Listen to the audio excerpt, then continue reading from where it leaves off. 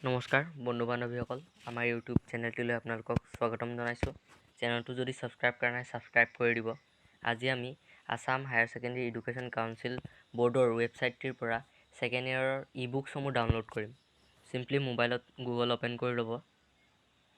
Google open কৰি গুগলত AHSEC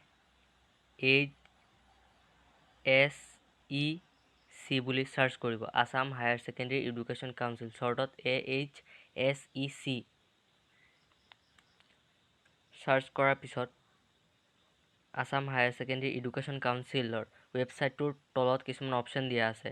state open school, e books, exam program, syllabus, download forms, about us. ইয়াত ই বুকছটোত click কৰি দিব।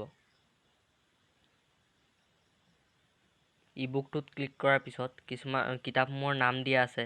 ইয়াত চিম্পলি যোনখন কিতাপ আপুনি ডাউনলোড কৰিব বিচাৰে সেইখনৰ নাম চুই দিলেই হৈছে। এতিয়া আমি অসমীয়া কিতাপখন সাহিত্য সৌৰভ ডাউনলোড কৰিম। সাহিত্য সৌৰভটো চুই দিয়াৰ লগে লগে কিতাপখন ডাউনলোড হৈ গ'ল।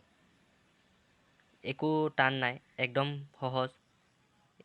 মোৰ মাতৃৰ দৰ্শন আৰু সকলো যিবোৰ লেচন আহিব পৰীক্ষাত সেইসমূহে দিয়া থাকে ই বুকছত, যিহেতু বৰ্ডে বনায়।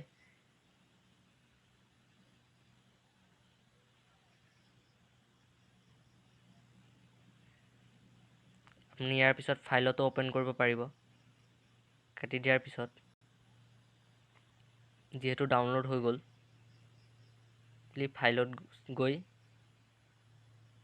ডকুমেণ্টছ এণ্ড আদাৰ ক্লিক কৰিলে হ'ল। ডাউনলোড কৰা কিতাপখন সাহিত্য সৌৰভ ছেকেণ্ড ইয়াৰৰ প্ৰথমতে ওলাই আছে। একদম সহজ ডাউনলোড কৰিবলৈ।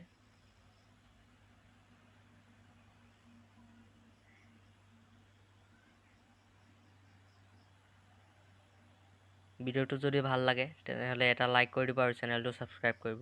ধন্যবাদ।